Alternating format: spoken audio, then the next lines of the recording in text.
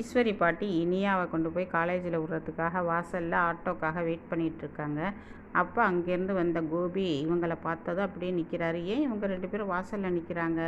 ஆமாம், இப்போ இனியா காலேஜ் போகிற டைம் ஆச்சே, ஏன் இப்படி நிற்கிறாங்க அப்படின்னு சொல்லிட்டு அங்கேருந்து கிராஸ் பண்ணி இனியா கிட்ட கேட்குறாரு. இனியாம்மா, நீ காலேஜ் போகலையாம்மா இன்னும் அப்படின்னு கேட்குறாரு. இல்லை டாடி, அதான் காலேஜ் போகிறதுக்கு தான் ஆட்டோக்காக வெயிட் பண்ணிகிட்ருக்குறோம். அம்மா ஆட்டோ சொல்லி விட்ருக்காங்க. நான் காலேஜ் இப்போ தான் போகிறேன். சரி, அது இருக்கட்டும், அதுக்கு ஏன் பாட்டி வெளியில் நிற்கிறாங்க அப்படின்னு என்னை கொண்டு பாட்டி தான் காலேஜில் விட வர்றாங்க.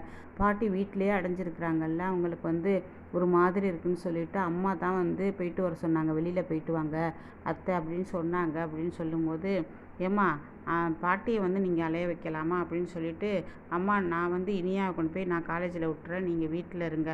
நான் உங்ககிட்ட பேசலை, உன்னை கூப்பிடவும் இல்லை, நீ ஏன் என்கிட்ட பேசுகிற அப்படின்னு ஈஸ்வரி பாட்டி கேட்குறாங்க.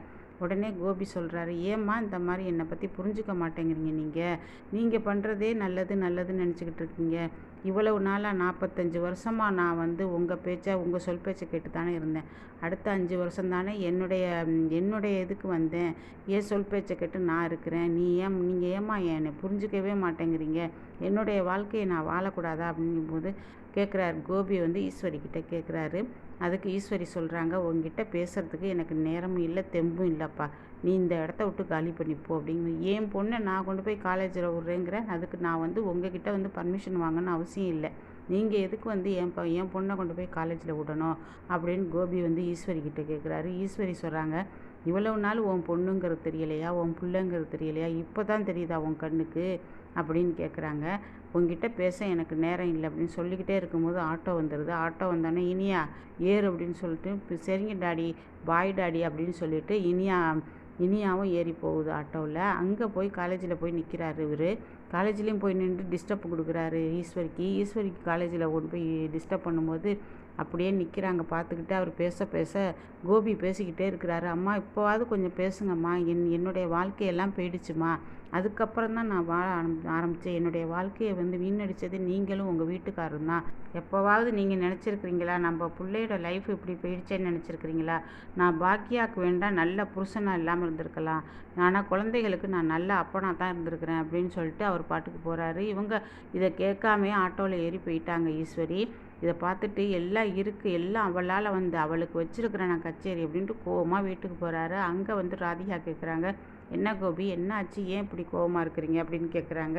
ஒன்றும் இல்லை ராதிகா, இன்றைக்கி எங்கள் அம்மா இனியாவை காலேஜில் விட்றதுக்கு வந்தாங்க. நான் போய் கேட்குறேன், பேசக்கூட மாட்டேங்கிறாங்க ராதிகா. விடுங்கங்க, அவங்கெல்லாம் அப்படி தாங்க, அவங்களுக்கெல்லாம் நன்றியே இருக்காது அப்படி இப்படின்னு பேசுகிறாங்க. இதுக்கெல்லாம் யார் காரணம் தெரியுமா ராதிகா அப்படின்னு. யார்?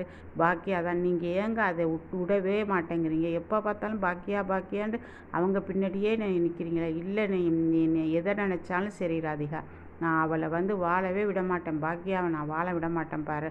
ஓட விரட்டுற இதெல்லாம் வேணாங்க நமக்கு. கடைசியில் இது உங்கள் தலையில் தான் விடிய பார்த்துக்குங்க அப்படின்னு சொல்கிறாங்க. சொல்லிவிட்டு அவங்க எந்திரிச்சு போயிடுறாங்க. பாக்கியா உனக்கு இருக்குடி அப்படின்னு சொல்லிட்டு இது பண்ணுறாரு. அங்கேருந்து செந்திலை கூப்பிட்டு ஹோட்டலில் போய் குடிக்கிறாரு உட்காந்துக்கிட்டு. அதாவது கோபியும் செந்திலும் உட்காந்து பேசிகிட்டு இருக்காங்க.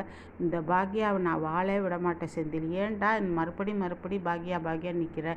அவங்க வேலையை பார்க்குறாங்க, நீ உன் வாழ்க்கையை தேடிட்டு போயிட்ட, மறுபடி ஏன்டா பாக்கியா விஷயத்தில் தலையிடுற நீ அப்படின்னு சொல்லும்போது, நீ உன்ன மாதிரியே தான் ராதிகாவும் பேசுகிற, ஆனால் நான் பாக்கியா வாழ விட மாட்டேன் அப்படின்னு ரொம்ப கோவமாக செந்தில்கிட்ட பேசுகிறாரு. அதுக்கு செந்தில் சொல்கிறாரு, இந்த ஆணவம் கூடாதுடா உனக்கு, நீ இப்படி இருக்கிற, நாளைக்கு இதே நீ பாக்கியாவை அழிக்கிறேன்னு சொல்லிட்டு ஒன்று அழிச்சிக்க போகிற, நீ அழிய போகிற பார்த்துக்கிட்டே சொல்லிட்டு ரொம்ப கோவமாக எழுந்திரிச்சு போயிடுறாரு செந்தில்.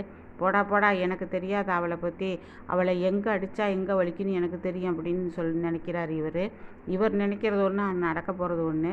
இப்போ பாக்கியா என்ன பண்ணுறாங்க, இவர் வர்றாரு, அவர் பழனிசாமி பாக்கியா கிட்ட சொல்கிறாரு, நீங்கள் எல்லா வேலையும் நீங்கள் இழுத்து போட்டு செய்யாதீங்க மேடம், நீங்கள் ஒரு செஃப் வச்சுங்க, அதை மாதிரி இன்னும் 2 பேர் ஆள் வச்சுங்க வேலைக்கு, இனிமேல் தான் நீங்கள் நல்லா இது பண்ணி வந்துட்டீங்கல்ல, இன்னும் ஒரு ஆள் சேர்த்துங்க, செஃப் ஒன்று வச்சுங்க, நான் பார்க்குறேன் மேடம்னு சொல்லி. சரிங்க சார், பாருங்கள் எப்படி இருக்குது சாப்பாடுன்னு பார்த்துக்கிட்டு செய்யலாம்ல அப்படின்னு சொல்கிறாரு. இப்போ இந்த செஃப்பை வச்சு தான் கோபி இது பண்ண போகிறாரு. அதாவது சாப்பாடு செய்யும் போது ஏதாவது இது பண்ண போகிறார், தொல்லை கொடுக்க போகிறார் பாக்கியாவுக்கு. பாக்கியா கவனமாக இருந்தால் இதுலேருந்து தப்பிக்கலாம்.